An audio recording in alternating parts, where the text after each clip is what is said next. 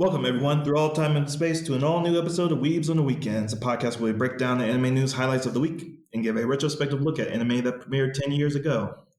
Today's episode will be covering the news from the fourth week of May 2021 and give our thoughts on whether to resurrect or rebury the 2011 anime film Up on Poppy Hill. My name is Jay Johnson, part-time weeb and full-time English language sensei. And with me, as always, is my co-host Sam Martinez, part-time weeb and full-time automail mechanic. Now, Sam, I am super cold right now because it has been Why? surprisingly cold here for being the last week of May. And let's see, a couple of days ago it snowed. Yesterday it rained, and then like the day before that it was like sunny, 70 degrees. I was like wearing shorts. I was sweating in my teacher lab coat, and kids were outside playing basketball, being youthful in their time in their last week of school. But yeah, and now it's freezing, and I'm in like this not old Russian, but very, very odd concrete Russian architecture with And yet Russian walls. still remains in your description. Exactly. That's true. But yeah, so like how it's built is just like it insulates you to the coldness, and my hands are freezing. So I am kind Why of don't you put on cranky. some gloves? Because Do I you have can't gloves? write good. I can't write good if I have gloves on, and I like to touch my face and be all fully not vaccinated, well, fully vaccinated, and enjoy the yes, I can get contaminated all I want. But yeah, I am kind of cranky, Sam. But how are you doing? I'm doing all right. It's kind of funny that you mentioned about the snow. It reminds me of a webcomic that I saw the other day where essentially, I don't know if you've seen, but you probably might have seen it. It's like this disgruntled old rabbit. And like he usually see him smoking. And it was just some stills with him and some snowmen. Basically, like the snowman's like acting like they're real. Like there was this one snowman in his front yard that was trying to kill himself by jumping in front of a snowplow, and this rabbit brings him into the house, tries to talk him down and stuff like that, and the rabbit ends up giving him hot cocoa, and because he's a snowman, that ends up making him melt. And then the next scene, you see the rabbit being hauled away by the police, and the snowman's remains with the hot cocoa in his body and stuff like that. It's I'm sorry that's what that just reminded me of. A little bit dark to start off with, but yeah. So where you guys did you guys have enough snow to where you can make snowmen and stuff like that? Is that something that they do in your neck of the woods? What do they normally do with the snow and ice? I've seen a lot of snow riding, which is a very odd kind of pastime. I see a lot of elderly It's not people like doing. people peeing in the snow, is it? What's snow writing? Oh no, it's just like forming out words and messages to other people, and it's very like Oh. wholesome. Like even at the very start of like this latest lockdown was like a lot of people writing in the snow like hashtag stay home, but it's like very odd. Like I don't really see any profanity, and it feels like a very That's culturally good. wholesome thing that most people do. Is Yeah. like people will just leave like kind messages in the snow. So like you're just walking past on a sidewalk and you like see something like take care of yourself or make sure to wear an extra layer, like something like very short that you can like just scoot out in a couple of minutes with your foot. So that's the thing. Not really snowmen to be over about, but yeah, I like snow riding. Yeah, but yeah, interesting time to be here because last week of May you kind of expected to be spring, but it was just 30 degrees, and now it's like dropping to below that. So I'm interested to have summer come up pretty soon, I hope. But Sam, we have news today, and we have a discussion Yes. about another Studio Ghibli movie that we just followed up with, or we're following up from Arrietty, The Borrows, that we talked about before. But I have the news for us. Are you ready for the news? Let's do the news. All right, the news. And let's start off with a news story that I think you might like the most, Sam, because I'm Okay. always caring about your feelings. As Is our always. first news story. As always, our time codes are going to be in the description. And that first news story is that the Gundam Seed director, I forgot his name already, but the Gundam Seed director is making a anime short for the Life Size Gundam project. And this is a follow up story to, wow, it's been a couple of months that we talked about this last. Oh, well, we talked Yes. about this with the Gundam Unicorn episodes that we talked about for like 7 episodes of the 8, 9, 10 episodes of the podcast. But Yes. this is that the Shanghai life size Gundam project has finally been revealed or had its grand opening. Did you happen to turn in for the grand opening ceremony that happened yesterday on the 28th of May? No, it was yes. Damn, no, I didn't have a chance to do that. But it's funny that you had brought this news up because I was talking to one of my other friends who's into Gundam, and they had mentioned how essentially Sunrise had announced that they're going to be doing a new Gundam Seed franchise. It's supposed to take place in between the already established Seed series. So I think this is, just hyping that news up a little bit more, and it's just all very well timed. I definitely want to go back and see what that short is, Oh, though. it's not out yet. So it is. Oh, Well, what was released was a 10-minute commentary that was streamed by Billy. I think that's how you pronounce the company, the Chinese company that kind of competes with Amazon. Is that okay, they streamed a 10-minute short, basically just behind the scenes of showing the whole building process of the Gundam, yeah. where it basically arrived in Shanghai about a month ago and it was fully built around that time a month ago, but the grand opening just happened yesterday, or the 28th of May. And what else was released was the fact that we talked about this before, that the Mhm. Gundam Life Size program is going abroad, and that this was the first instance. So we'll be seeing a lot of Gundams pop up all over the place. But the Freedom Gundam, which is now in Shanghai, is 70 feet tall, and it's placed outside of Misu Shopping Park in Shanghai. So if you ever find yourself in Shanghai, you can check out a Gundam for once. You don't even have to go to Japan now. I wonder, do we know if this guy can move very much like the Gundam Unicorn or the RX-78 in Japan? Because I saw there was a video where they had the Granddaddy Gundam, and they showed that he could move. Like his arms and his legs were super opposable. Exactly. Yeah, you're right about that. And yeah, the Gundam Unicorn does transform into its battle mode or destroyer mode. I Yep. forgot what it's. Yeah. Okay. Good. I've absorbed so much knowledge from the Gundam franchise from these now. But yeah, as it looks like that the Freedom Gundam actually doesn't transform, even though it has those giant kind of wings on its back, Mhm. I believe. Unless I'm misunderstanding about how those wings work. Are they boosters or are they actually wings? Like, They're boosters. I'm not too familiar with the Seed franchise, but I do know that like they mainly work as boosters. But still, like I would think that if they can make the granddaddy move his arms and legs, I would think that they can make him move too. But it seems like from the way that the article states it, it seems like it's just like a statue. yeah, it's definitely a statue. I mean, it does glow up, so it has kind of like Okay. a visual appeal to it because it's really close to the mall. So like if you ever look at like where it is, it's like basically leaning against the mall, and I don't think it has that room to maneuver like. Quick tangent, right? So this sort of reminds me of something that I learned earlier in the week. Apparently, the Easter Island heads, how they have bodies underneath the heads once you start digging into the ground. And right now we're thinking is like, why, like, how do they make these Easter Island head statues, and like, why are they all around like this, right? So I'm thinking just like far off into the future.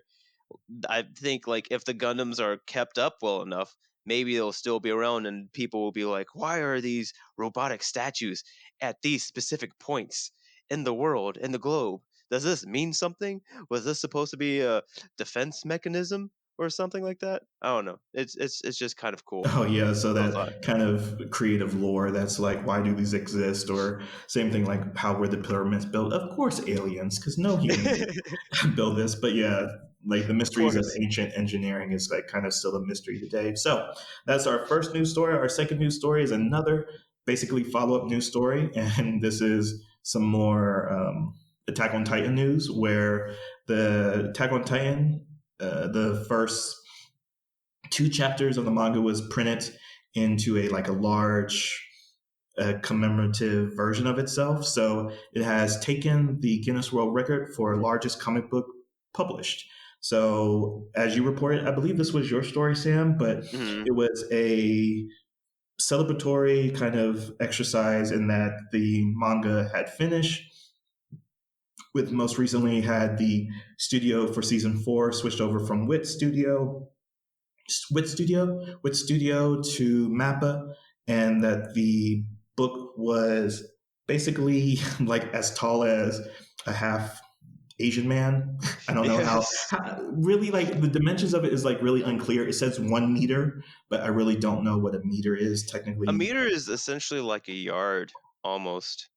Okay, okay, yeah. Because so like the author of the manga, Hajime Isayama. Ishiyama, yeah, and it's basically like he holds it up to himself, and basically he could like scoot down under it, like behind it, and hide himself completely. But it's Yes. the size of it is like 1 meter by I believe 70 centimeters, but it's a pretty thick book. It went for 1,500 USD.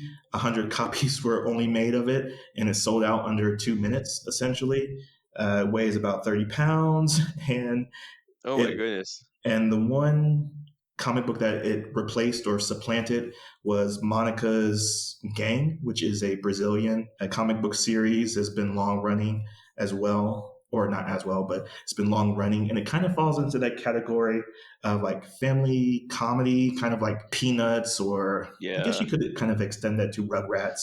But yeah, it's very interesting that this is like again now that Attack on Titan has like kind of this permanent place in like the record books, and I'm glad that it's happened. Anything to say about this? I know it's like just a follow up story to something that you Oh, mentioned, no, no, Sam. no, like you said, I'm glad that they got recognized for it. I didn't realize that there was a record holder for the largest comic book like that. So, it's just interesting. I kinda wanna see, like, why Monica's Gang, you know, like, what how big that book was compared to this one in that regard. And also, as I'm looking at this picture, it sort of just reminds me that whenever you hear about the Guinness Book of World Records, you always see the pictures of the people who receives it, but you never really see an official for Guinness there. So I don't know who to look for. I think like I'm just gonna like run onto the street and like somebody just like bump into me and it's like here's your paper for breaking the record. And I look around and like I can't see the person. I just have this certificate in my hand. It's the difference between the two books was like very marginal at best, because I did look Yeah. at the comparison, and it's like you can put the Monica's Gang version just on top of it, and it's like has that very small outline of it essentially. So Oh. they did it. Of course they did it on purpose. Any record holder doesn't like try to blow out the previous winner. They always try to do it like by a just slightly better margin. So They went the Price is Right route. They were like, "Oh, 2001." exactly. So that's our catch up from previous news stories. Let's go into some new news stories for this week. And our third news story is that the background art studio Bamboo has released their first audiobook art book. They are an animation studio, so of course That they would did an be art book. very interesting, an audio art book. I wonder how that would go. It's just going to, yeah, it's basically a book for blind people, essentially. They're just describing the artwork. But yes, Studio Bamboo is kind of, again, behind the scenes of a lot of great anime that we've even talked about over the podcast, where we have talked about Onohana, Durara, the Ghost in the Shell, Solid State Society, the Cold Academy, Steins Gate, which is a foreshadowing, but yeah, so I'm very interested in this book. It is only in Japanese at the moment, and you can get it through Amazon Japan because, of course, Amazon is one of those region locked services. And the book is basically a compilation of over 500 art pieces done by Oh, the wow. studio. as well as including interviews by the artists, some commentary on certain pieces, on the process they go through doing background art. Again, that's one of those parts of animation that goes very easily overlooked by your not generic, but your average anime viewer because you're so focused on the animation going on that you don't actually pay attention to the backgrounds. But for what Bamboo does is just so eye catching. So the ones that we know probably now is that they do the background work for Vivi. I don't know the full Oh, I okay. don't know the full name of Vivi, but it premiered this season about Studio Wit's property of a cyborg Terminator from the future. But I guess that's kind That of sings children's lullabies. yeah, and kicks ass. They also worked on Vinland Saga, which was again like one of the great modern, maybe call it a modern classic. But yeah, Vinland Yeah. Saga. They also worked on Yusuke, which premiered this season as well on Netflix. They also did the openings to Jujutsu Kaisen. Oh, they did? No wonder it was so pretty. I'm looking at some of that art, and it's like, yeah, that makes sense. Exactly. So, any interest in buying an art book for $32 or through 32 USD? I'm kind of wondering how that would work if I get a VPN and I order it through Amazon Japan. Would I still be guaranteed the 2-day shipping? I don't think so. I don't think that's how that works, but you never know with Um, Japanese people. They'll probably have a teleporter and it's probably already on your doorstep right now. So but yeah, this I was looking at this and if they ever do get around to a English version of this, then I would definitely buy it because just looking at some of the other big titles like Sword Art Online they do and for mhm. all the terrible things about Sword Art Online or SAO, the background art, like the design to Eincrad, I believe that's the castle.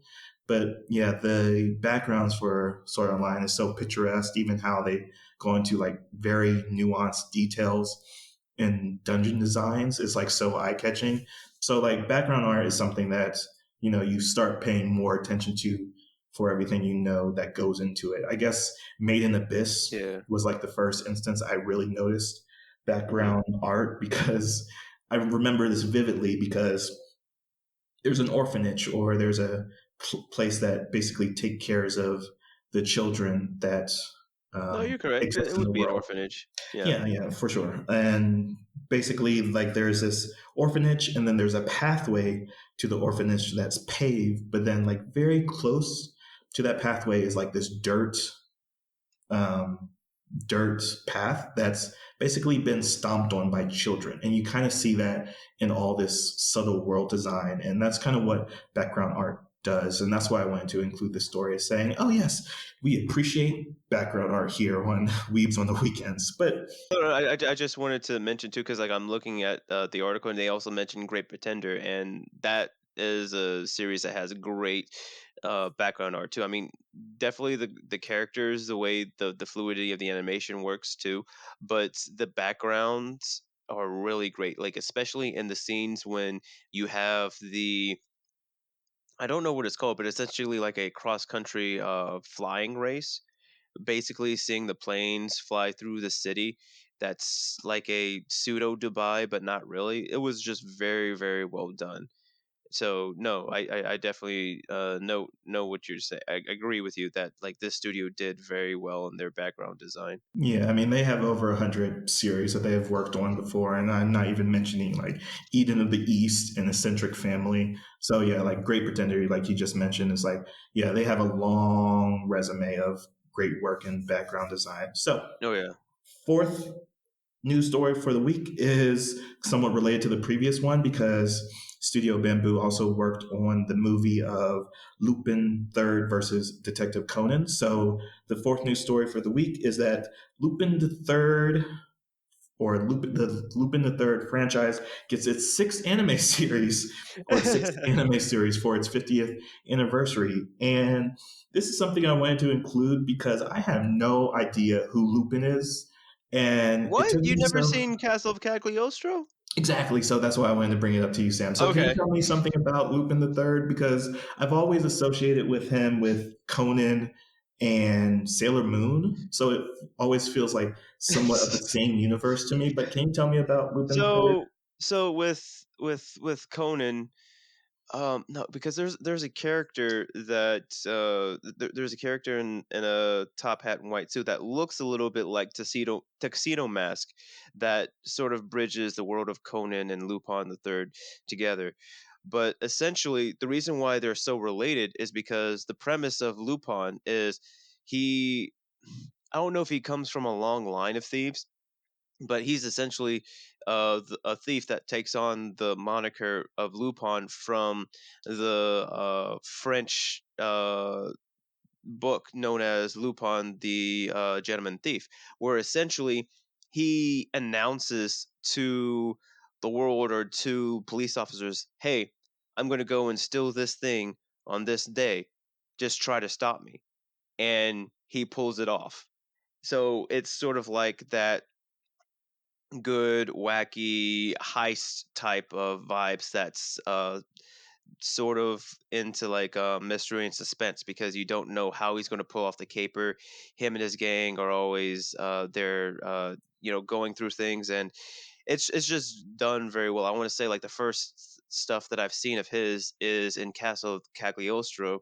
I haven't really seen much of his other stuff, but I'm more interested now because Netflix, they have a action adaptation that's actually in French, from France.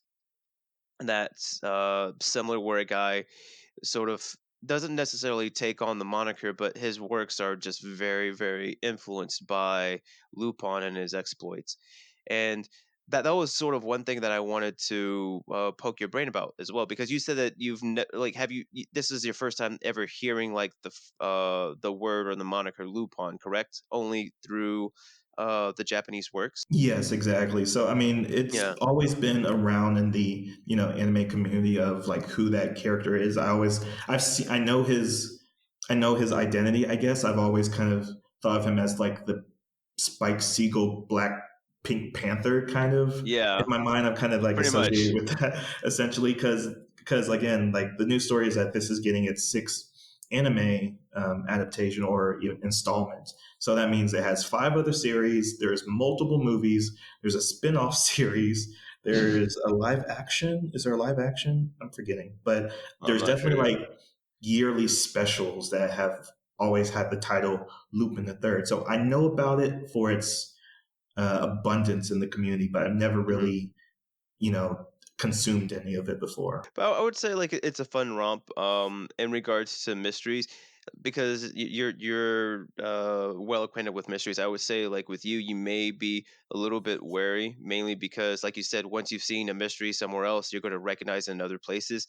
You may have that with him, but it's done well. I guess like it's a little bit like The Great Pretender, where essentially it's just a lot of misdirection in what his true goal is and how he's going to pull something off. So there's that. But I would the main reason why I asked you that question was because thinking back on this article, it's just very interesting because with as popular as the series, the Gentleman Thief Lupin, it makes you think that like it's it's very, very popular, right? That you would see like a whole bunch of French films or like series that have great acclaim because of the series, much like how Sherlock Holmes, right? Everybody knows Sherlock Holmes, how popular it is and how there's many different iterations of it, and you have maybe 20 plus different iterations of it from England alone. And yet with Lupin, it's weird how the biggest, or at least like the most notable iteration of this character is from a Japanese culture, or from a culture that isn't from France. Like I said, the first time that I've heard or seen an actual French work that has Lupin in the title is on Netflix, and that was maybe last year. So sort of wanted to get your thoughts on that if you had any. Oh, just like why hasn't his renounce kind of like spread out through the media? Yeah, so Yeah. it's obviously represented really strongly in the anime community in Japan. I mean, you have to look at the part five, the most recent one premiered Mhm. in 2018. Previously, part four premiered in 2015, and I think that kind of is an indicator about why Lupin didn't catch on because part three came out 30 years ago, or the difference Yeah. between part three and part four. And I think it's just a thing of maybe that kind of detective or that kind of criminal. Now I'm kind of thinking about there's an episode in Full Metal Alchemist with a burglar that does the same thing. Like she announces that I'm going to steal this thing and then she steals it. Or yeah, that kind of premise has like been replicated in other mediums. But for that one character to not basically catch on to get a lot of different versions of it is very odd now that I'm thinking about it out loud. It's a Mhm. situation of probably something that is so culturally specific. Again, like the reason why I never caught on to it is because it looked too slapstick for me, and I don't really lean Yeah. into comedy of that gag slapstick nature. So maybe that's it, but maybe it's something about the wacky cast isn't really endearing, or something about how you're rooting for the bad guy essentially. But does he have like a good motive for stealing, or is he like a good guy? Like, what's the appeal? No, no, no. Like you say, he's essentially a bad guy with a heart of gold. So it sort of reminds me if you ever played any of the Sly Cooper games from the PlayStation, from Sony. Essentially, like he's a good guy. His family background is that they steal. But like in Sly Cooper's case, what makes him more endearing is that he steals from other thieves, right? So it's kind of good, sort of like that Robin Hood type feel. But with Lupin, it doesn't matter who it is. He like if it could be like a museum or something else like that. And in the castle of Cagliostro, it really showcases like his heart of gold because like as he's going in and he's trying to steal this jewel or this gem, he finds out the meaning that it has to this one person and her family, essentially like about like their social standings and what happened to her family when that jewel was no longer in their possession. And so like you get to see that like he is compassionate, and from what I can tell, it seems like he doesn't kill on his capers, so like he does things in a violently non-violent way, like you said, just very slapstick, a little wholesome.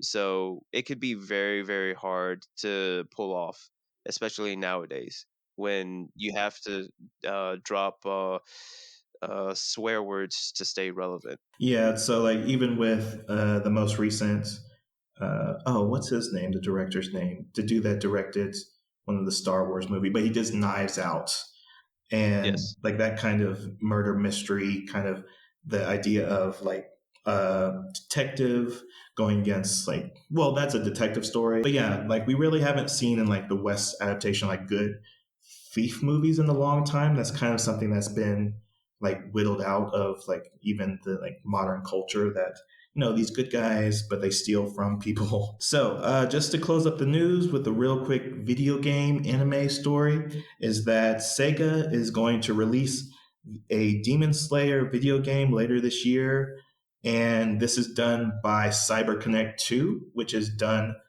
the Naruto Ultimate Ninja series. So if Okay. you look at the promotional video for the game, it's very much in the art style of those other games. And it's like, it isn't the ufotable kind of flawless animation to it, but it's pretty close.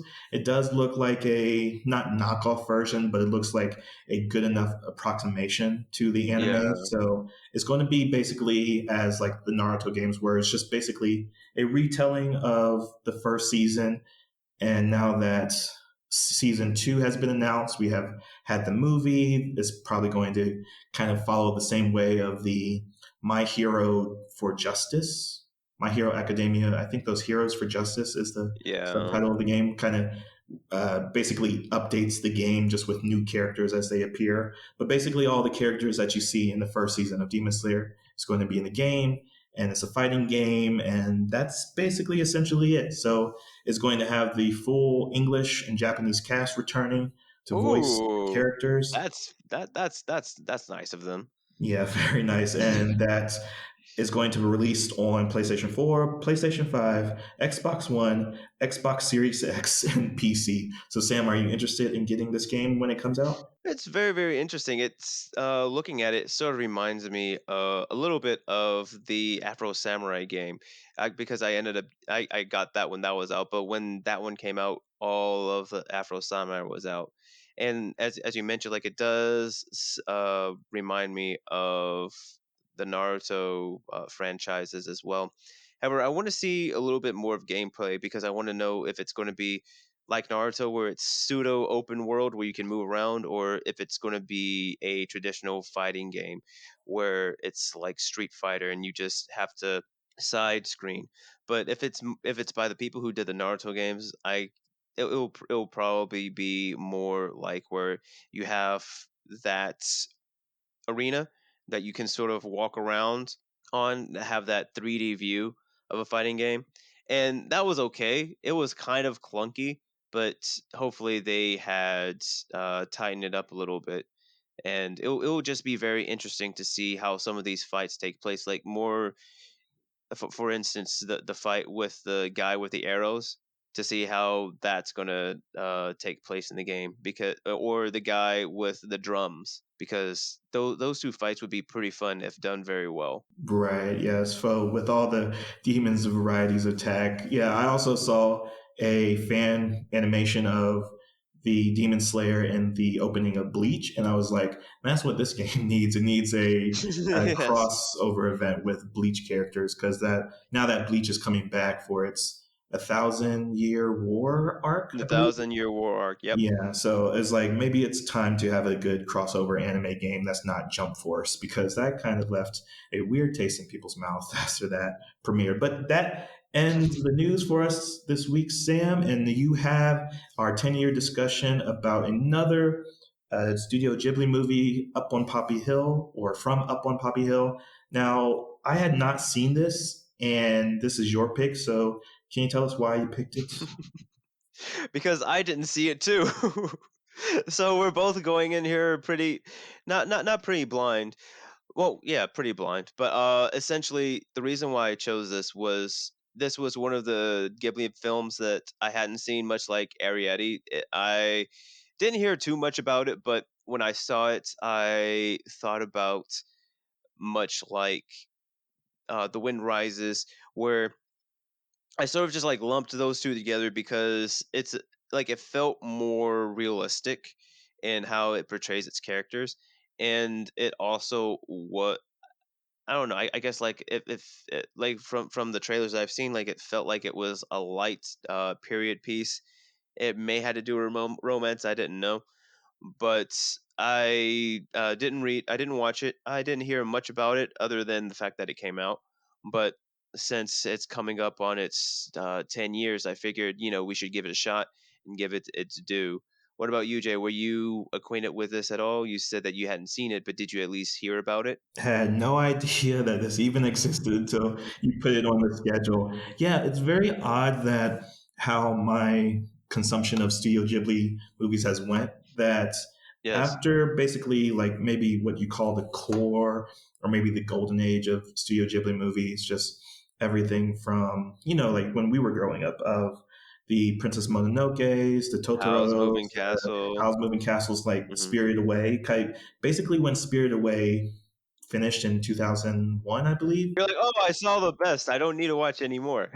Well, essentially that, but it's also that because of its relationship or being a competitor of Disney, it's always been in my mind that Studio Ghibli movies are just for kids, essentially. Yeah. So after I was quote unquote not a kid anymore, I was like, oh, I'm too old for Studio Ghibli movies. But then they hit you with a film like this. But I would Sam, say that is kind of fair because around that same time too, when they released Mononoke and Howl's Moving Castle, they released Kiki's Delivery Service, right? Which watching that is specifically towards like a target audience.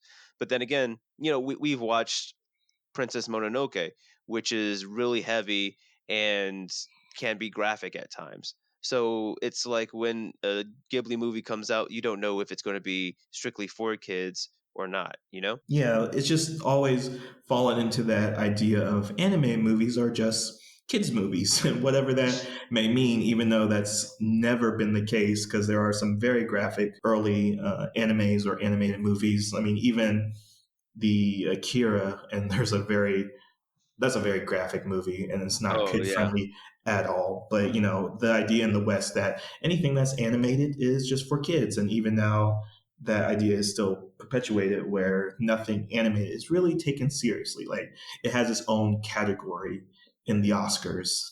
An animated movie is not going to win Best Movie of the Year for the Oscars, or how the voting body kind of thinks of what a Yeah. Best of the Year movie should be. It should have real people in it, essentially. But we have a good structure for talking about anime movies, Sam. So, how do you want to start? Yes. So, first we're going to start off with our weeb opinion, which is our do or die soapbox stance, and on the movie that we have seen. And as we said, I'll start off first. My opinion on From Up on Poppy Hill, it is the happy version of Grave of the Fireflies, and that's its downfall. That's why it's not as popular. Why nobody heard about it. I guess well, because like you said, like when you when they hit us with this film, like they really do deal with heavy stuff and heavy events, because they talk about how the 64 Olympics in Tokyo was changing things. They were like, this is right after World War II, how they essentially want to show the world that their democracy works, how they are on everybody's team, doesn't go around, and they're going through and they're essentially like tearing down older buildings, and essentially it's weird because you watch these kids, like they are sort of like rising up against the man, saying no, we like this old stuff, which is totally reverse of what is today. Nowadays you'll see kids be like, you're too, like, you don't know nothing, old man, make way for the new. Whereas the kids in these films, it's sort of backwards.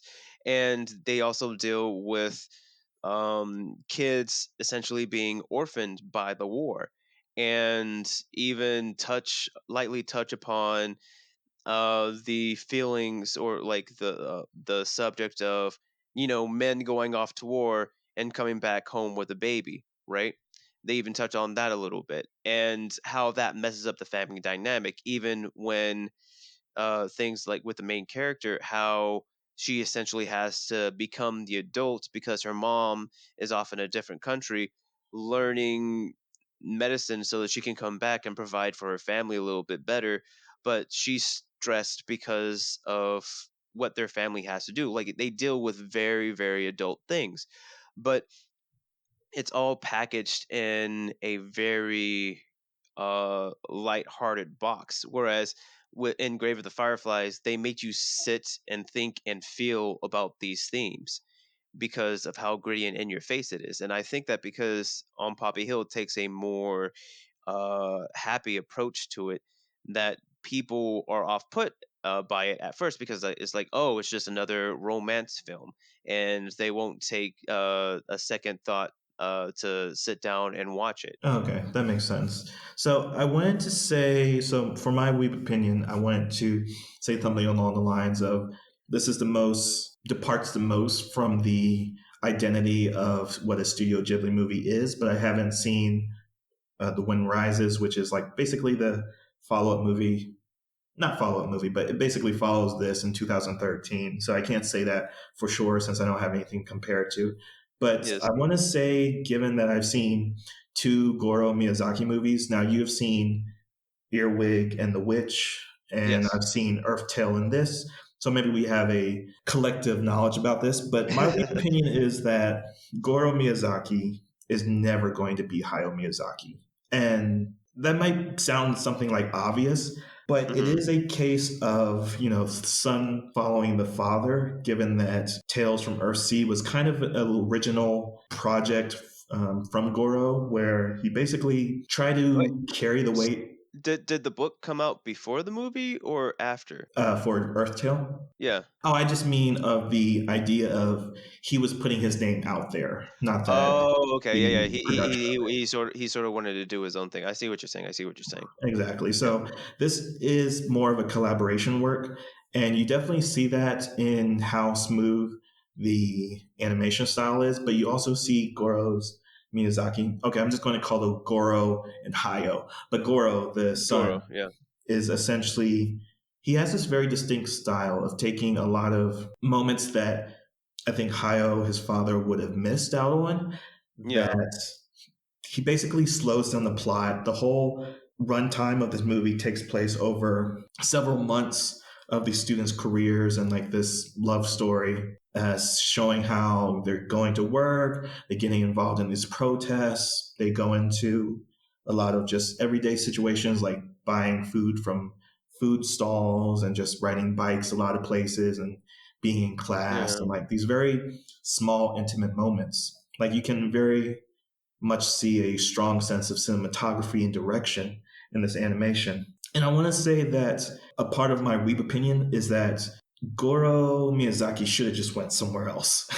Is that his style Yeah. is so in tuned with his father's, is that maybe it's strongly separated in Earwig and The Witch that you've seen.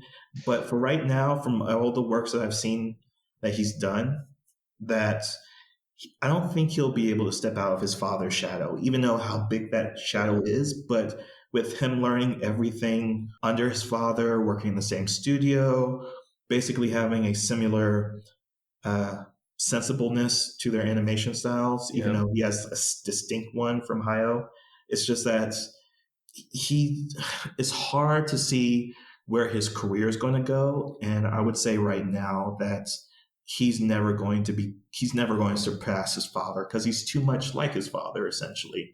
So do you have any feelings about Earwig and the Witch to share? So it's interesting that you said about the pacing because the pacing from Up on Poppy Hill, it worked for the story because it was a little bit about romance. Like you said, you were able to slow down, like the scene where they're making copies of the newspaper.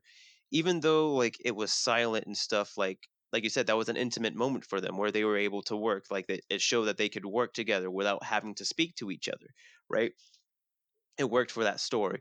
With Earwig and the Witch, the pacing was so weird, and it's the only thing I can compare it to is Arrietty because, like with Arrietty, you even though the end of the series, it's felt like more stories can be told, right? It can still be a standalone story, right? Because we know that Arrietty was based off a book series, and Earwig and the Witch, it's based off of a book series too. But essentially, the end of the movie promises more movies to come afterwards, right? Like it seems like he legit just followed the book word for word, right? Whereas like I'm sitting here and like it feels drawn out. It's like okay, it seems like he's taking more cues from the books, and I'm also a little bit annoyed because this is also one of those works that's geared towards younger audiences, a little bit like Kiki's Delivery Service, because I'm picking up what they're putting down. I can see like the history of the characters and things like that. I'm like, okay, just move the story along so that we can understand, you know, the plot a little bit more. It's like move it, move it, move it, move it. But you know, he just it seems like he just sticks to his structure and his formula. And like by the end of the film, you're like, okay, it seems like there's going to be another movie, but because of how Studio Ghibli is, they don't really do like sequel films. So it's sort of frustrating in that sense. Like you said, it seems like he follows his father a little bit to the T rather than trying to make his own thing. Whereas Earwig and the Witch, it could have been a compilation of multiple books, right, within that series. But it seems like he just took the first book and just delved into that. The art design, the characters, and the effects in it were pretty good, especially with the magical stuff that happened. but because of the story and how it was portrayed, seemed like it was just very, very slow and cumbersome a little bit. Yeah, it's going to be very telling of after Hayao Miyazaki passes away, which is going to be a very hella sad day. But when he Yes. does and Goro Miyazaki takes over again, like to say like what is his place going to be in the industry after his father passed away? Is he's going to have to deal with the sense of people are going to say, "Oh, are you going to do what your father does, or are you going to try to surpass him in any way?" And like that's not the job of creators to follow in their footsteps of their Yeah. fathers. I think about Stephen King and Joe Hill. Joe Hill, again, is a pen name that Stephen King's son uses for Hmm. in his work. And like he does so much good horror, like Nosferatu is my favorite work by Joe Hill. And I think it just outpaces everything Stephen King does. That's not fair to say. It's just that Stephen King has a particular style. He has a certain style. Like I said, like it seems like with those two, the son really honed in on what worked for him. He's still a writer, but he does it in his own way. Whereas with Goro, he's trying to learn what he can from his father, which I mean that's fine. You have to start somewhere, but like you said, he needs to branch out and sort of do his own thing. Otherwise, he's going to fall prey to the crippling shadow that's there in front of him. But do we want to go and talk a little bit about the voice actors, or do we want to go on to the synopsis Oh yeah, we next can and talk talk a little bit about about the story? yeah, the little synopsis. You can hit us up with the synopsis. Okay. So essentially, the synopsis of the story is we follow a family that basically rents out this boarding house called Colquitt Manor, and the family, the main character that we follow is Umi Matazaki, and as I mentioned earlier, she essentially acts as the caretaker for the boarding house. She cooks and she cleans for the boarding house members, like makes their breakfast and their dinner, because her mother is across the sea studying to become a doctor. And this is also in the time where the 64 Olympics is supposed to take place in Tokyo. And again, they're trying to take out the old and replace it with the new. And there is this particular building in her school that's known as the Latin Quarter Club that has all these clubs that are surprisingly male dominated, and the members of these clubs don't want uh they don't want the building taken down because of what it means to them. And one of these male students that she runs into is a male student known as Shun, where she learns that she begins to fall for him romantically. They become a little bit closer, and he was in the the circumstances of his birth are unclear, and so they go on that journey together. And again, it showcases a little bit on what it's like to deal with the fallout of war and some of the very real consequences that come from that these younger people have to deal with, that doesn't necessarily have to be the choices that they made themselves. And the genre for this film, it's historical, romance, school, and shoujo, and it's also rated G for all ages. So, Jay, throughout this film, were there any particular moments or any particular lines that stood out to you? Well, I like that one of your, well, in your Weeb opinion, you say that why this isn't as popular for its over, I guess, celebration of, life. It's very odd that this does pair well with Grave of the Fireflies because one is about destruction and survival. The other one is about flourishing and essentially finding yourself, where this is very much, like you said, it is in the genre of historic because it very much focuses on how Japan is as a country and how Mm, Japanese people are in this time period where this is post the 1950s boom that happened in Japan, and that you see a lot of the feature or the characters of the cast. We'll talk about cast in a little bit, but is very much the town of Yokohama is a character as well, because you get this sense of the bustling life that's going on. You get a sense of the urbanization that's going on, the advancement of technology as well. Because again, one of the main activities that they focus on in the club is of the school is the printing club against printing of the newspaper.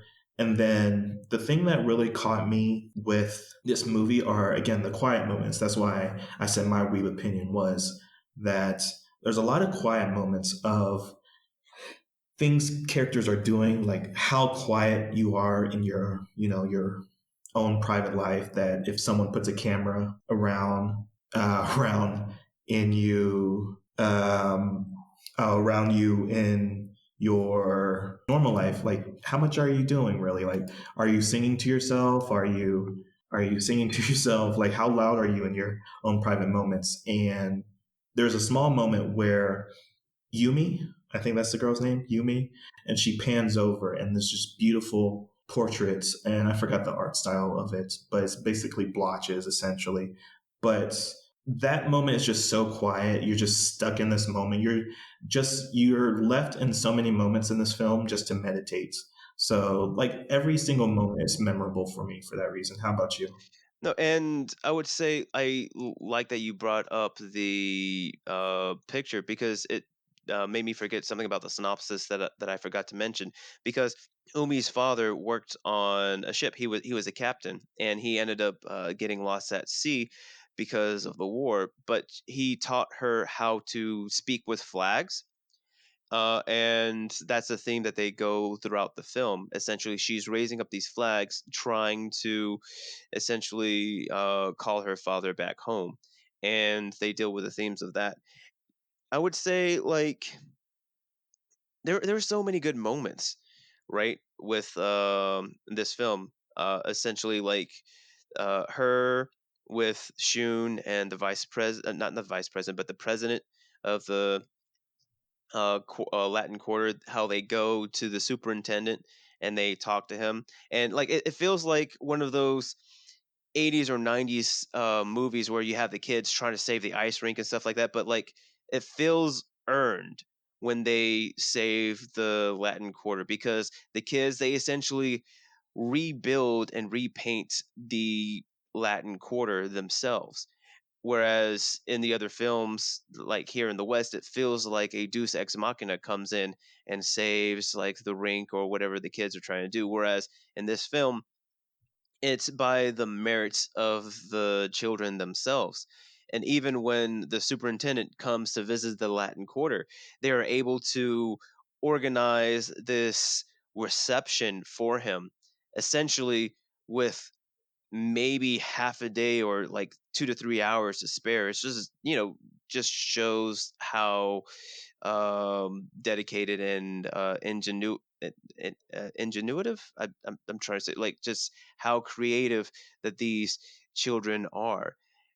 I just really like that, and I also like how real the moments are with Shun and with Umi because, as I mentioned earlier, Shun his birth is sort of up in the air, so there comes into question that Umi's biological father may be Shun's biological father, and so it has those two trying to deal with those emotions because they have these intimate moments together, they click very well, and romance is starting to flourish. And then when this comes to light, it sort of puts a damper on those things, and they handle it very, very well. You can tell the hurt in both characters.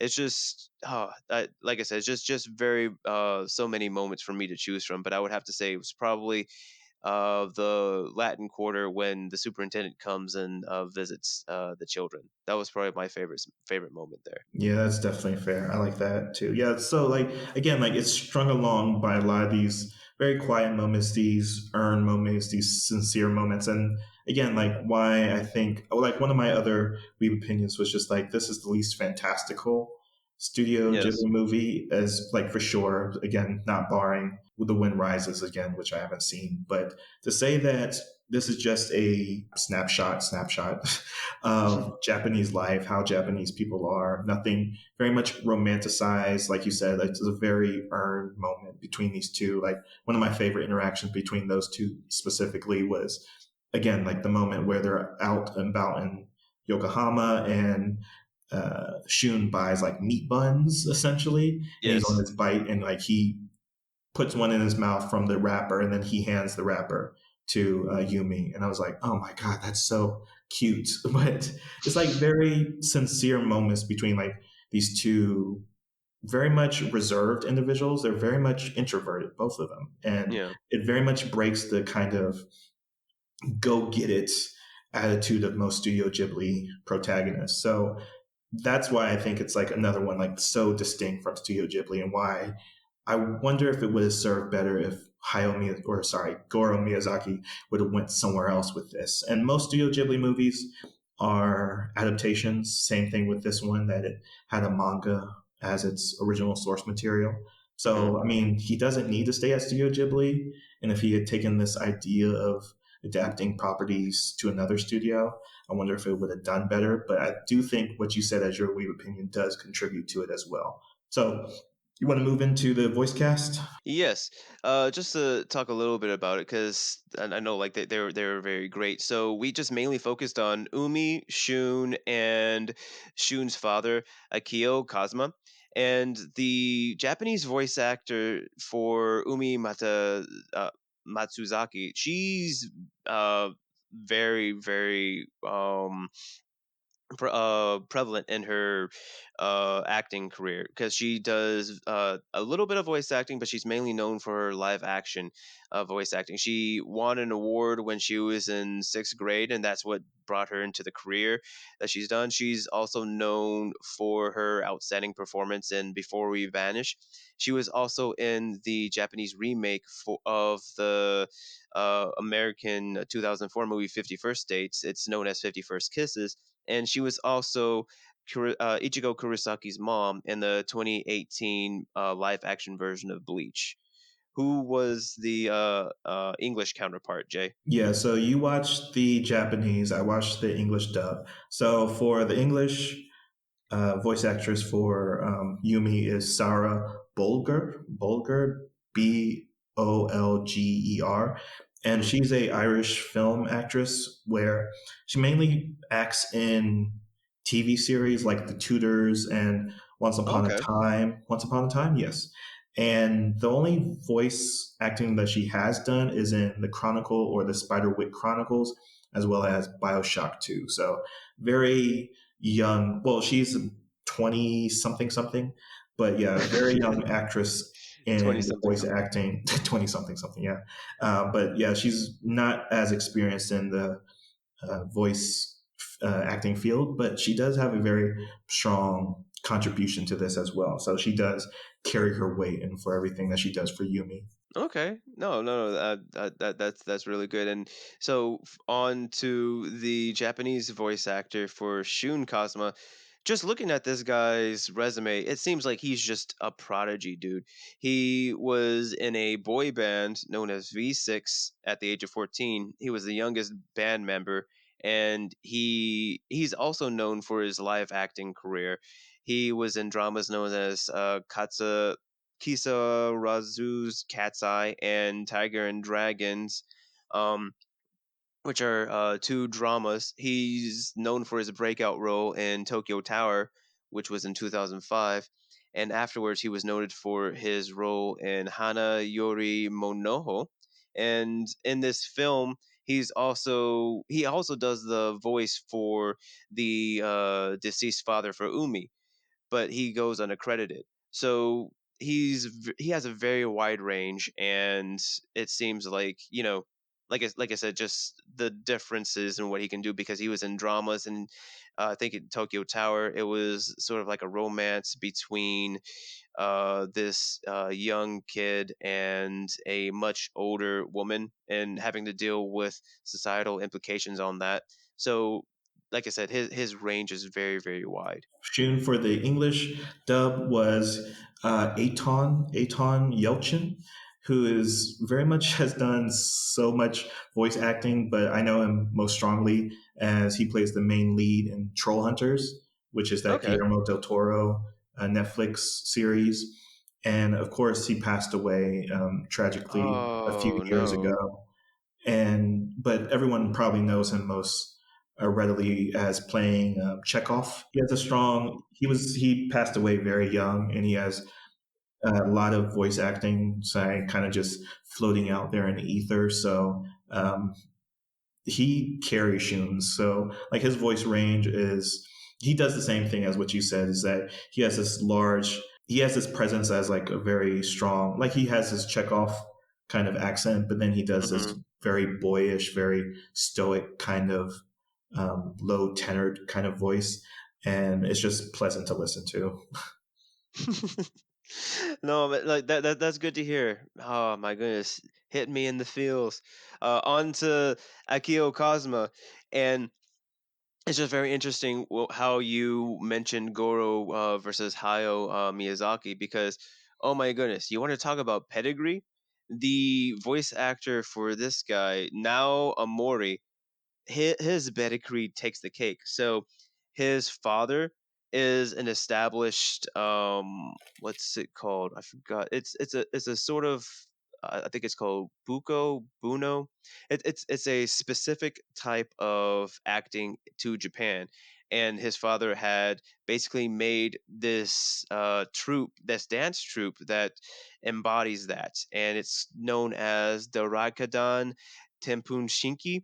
And his brother is also a big actor in that same troupe and is also known for directing two other films, which is known as A Crowd of Three and The Ravine of Goodbye, which The Ravine of Goodbye had won an award, and so did his Crowd of Three.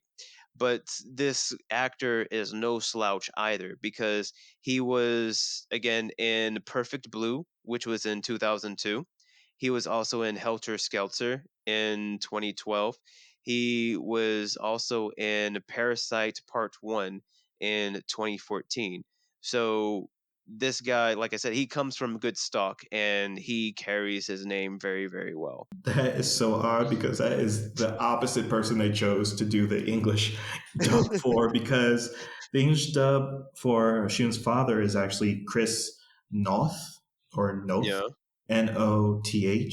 And the only other voice performance he's done, or as far as I can see from his IMDb, is Lex Luthor from Crisis on Infinite Earth back in 2010. But he's uh, a very prolific TV actor, and I don't know who watches Law and Order, but he is Detective Mike Logan. He's kind of like the Law and Order detective. Or no, that's not he's the fair. face of Law and Order, Well, or he's that's one not of the fair either. faces. He's one of the faces. Yeah, you'll if you ever see his face, you know who I'm talking about. But to say that of everything that you just said for the Japanese voice actor that played Shun's father, and then for the English voice actor, it kind of feels like they were like, "Can we find a guy that speaks English?" But yeah, so it's very interesting. So he does have this like booming presence. Like he doesn't have a Yeah. soft voice to him at all. He's kind of harsh in his tonality. But yeah, it's very odd that you listed all those credentials, and it's like, yeah, he was Lex Luthor one, like guess. In that one movie. But I mean, to be fair, like in all the other actors that I chose, like they, if anything, it's like dabbling, very using that term very loosely. They dabbled in voice acting, but like they're known for like their uh stage acting and in person acting as well. So like they may have done like maybe one or two more works than some of the English casts, but like it's kind of comparable if you're comparing like their live acting and their voice acting careers as well. Yeah, that's totally fair to make. Yeah, because like again, Studio Ghibli kind of goes out of their way to make sure that their voice cast is so well trained. So for a Yeah. reason that they did pick these actors, which kind of feels disparate, but whatever reason or whoever the voice casting agent was, they probably chose them for a good reason. So I guess to close up, Sam, unless we have something else to talk about, I want to say that for me, this is Yes. definitely a resurrect because one, maybe in the same vein as Arietti, all these latter post, let's say 2005, 2010 Ghibli movies are probably being overlooked, even though this did win the Japanese Oscars essentially for animation that year in Mhm. 2011, which is the Nippon Animation Award, I believe. It has a longer name, but it's basically the Japanese Oscars to dumb it down for myself. And to say that this movie is such a departure from everything else that Studio Ghibli does deserves to be resurrected because you don't see a studio that's known for all these fantastical stories and folklore into Japanese culture to basically say this is what Japanese culture or this is what Japanese history is. It's not sad, it's not dour, it's not reflecting on the tragedy that happened in the past. It's showing what happened after that. So to say that this is an excellent double feature with Grave of the Fireflies, which is again a masterpiece. I wouldn't go Yeah. so far to say that this is a masterpiece, but it very much needs to be resurrected because it has a lot of cultural cachet or cultural capital that hasn't been really replicated in any other ways that I've seen recently. So I'm saying that it's a resurrect for those reasons. How about you, Sam? No, I agree with you. It definitely does need to be resurrected, and I'm glad that you had mentioned earlier too, because we were talking about the characters, Umi and Shun, how both of them they're a bit more introverted, but the fact that they aren't the norm for the characters that are normally portrayed in film, especially in Ghibli films, they're done very well. We see like for instance, like even though they're both introverted, like we see them get things done. For instance, Umi, when she starts becoming involved in the Latin quartet, like she essentially motivates these boys to essentially strip everything down and bear and to rebuild everything, and they were able to bring and garner people to come in and help and essentially rebuild, bring a revival to the Latin quartet. And Shun, we see Shun essentially invigorate and motivate Umi because he's willing to speak out on his beliefs and he's shown to be passionate. So even though like they're both reserved and they're both very hardworking and they stick to their studies, they are both passionate about things that they like. And I like seeing like that type of person in on the screen is very good because not everybody is extroverted and loud and shows their heart in their sleeves, but like it's good to show like that contrast that it's like, hey, introverts can be as potent as any other loudmouth that you see on the screen, and they also have problems too that they have to deal with, and this is how I think that they can deal with it or how they should deal with it. And I know that this was a negative that I had mentioned earlier, but I also do like the wholesome, lighthearted feels that comes with this movie because as we talked about earlier, like this the juxtaposition between this and Grave of the Fireflies. Grave of the Fireflies is very, very deep and dark, and like, it can put you in a bad mental place because like it's war. That's what you have to do. Whereas with this one, like it deals with the horrors of war, but like it sort of like gives you hope at the end of it. You know that you can come from it, even though you are hurting. You can find a life on the other side. You can make a way. So it's definitely worth a watch. And I agree with you. This does need to be revisited and need to be revived. Right, perfect. Yeah, because if Fireflies is about hurting, then From Up on Poppy Hill is about healing, essentially. And yeah, that's a beautiful message to take away. To take a quote from my man Vision, what if grief, if not love, preserving, right? Oh, yeah. Okay, that's perfect. That should be on the tin box of the movie. But yeah, so that wraps up our 10-year discussion on From Up on Poppy Hill, a product of Goro Miyazaki and Hayao Miyazaki working together under Studio Ghibli. And we finished up the news from the fourth week of May 2021. And that brings a close to this episode. We have a few more weeks left of the spring season. We'll come back in a couple of weeks to talk about the summer season and the anime that we're looking forward to. But that wraps up this episode. Sam, before we go, do you have anything to say for us? Fair girl who raised her flags in the morning. Sweet lass, why send your thoughts to the sky? You hope the wind helps them mingle with the crows to ask where their destination lies. Yo ho, through every weather, hoist the colors high. Heave ho through time's endeavor till the response arrives.